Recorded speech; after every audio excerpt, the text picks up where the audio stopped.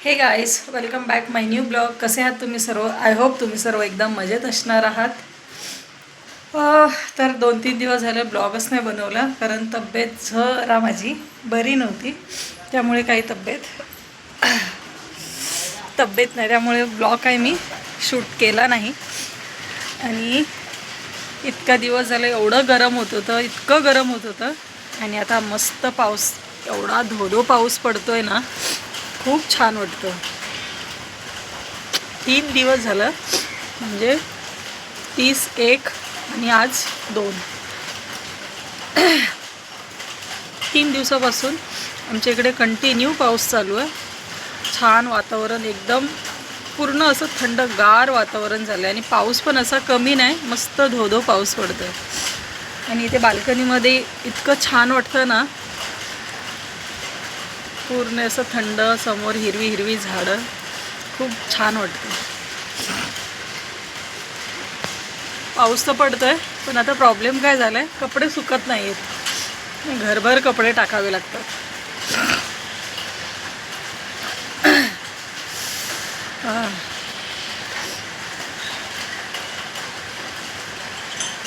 आत्ता पण मस्त असा धोधो पाऊस चालू आहे. आणि हो, अजून एक सांगायचं होतं. आज 2 तारीख आहे, 2 जुलै. आज आहे माझ्या पप्पांचा वाढदिवस. तर पप्पांना वाढदिवसाच्या खूप खूप शुभेच्छा. 2-2.5 महिन्यापूर्वी त्यांचं ऑपरेशन झालं होतं. आता ते एकदम व्यवस्थित आहेत. आता सध्या काही प्रॉब्लेम नाही आहे. पण त्यांनी काय केलं माहिती आहे, एवढ्या दिवसापासून आम्ही त्यांना सांगतो आहे की असं करायचं, हे म्हणजे काही स्ट्रेस घ्यायचा नाही, काही वजन वगैरे उचलायचं नाही. पण हे मम्मी आणि पप्पा दोघे शेतात गेले.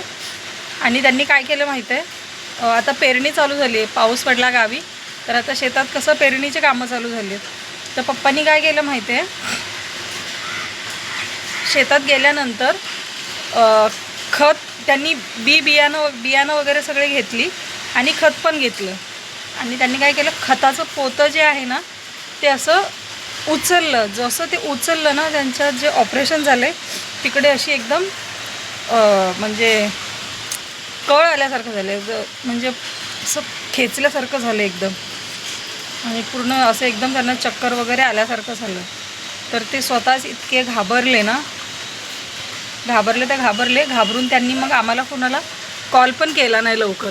फक्त भैयाला कॉल केला आणि सांगितलं की अरे असं असं झालं होतं. मग भैया मला बोललं की अक्का, तुला माहिती आहे का पप्पाचा प्रताप, पप्पाने आज असं असं केलं. म्हटलं काय बोलू आता. आता त्यांना कसं आहे ना, 5-6 महिने तरी काही वजन उचलायचं नाही किंवा स्ट्रेस वगैरे काही घ्यायचं नाही आहे.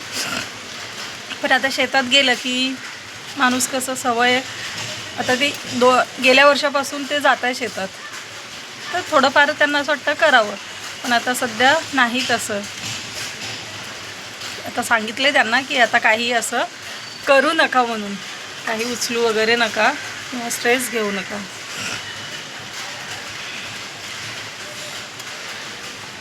भीती वाटते ना, कारण त्यांचं ऑपरेशन आत्ताच झालेलं आहे. जास्त ऑपरेशन म्हणजे 6-7 महिने नाही झालेत अजून, 2-3च महिने झाले.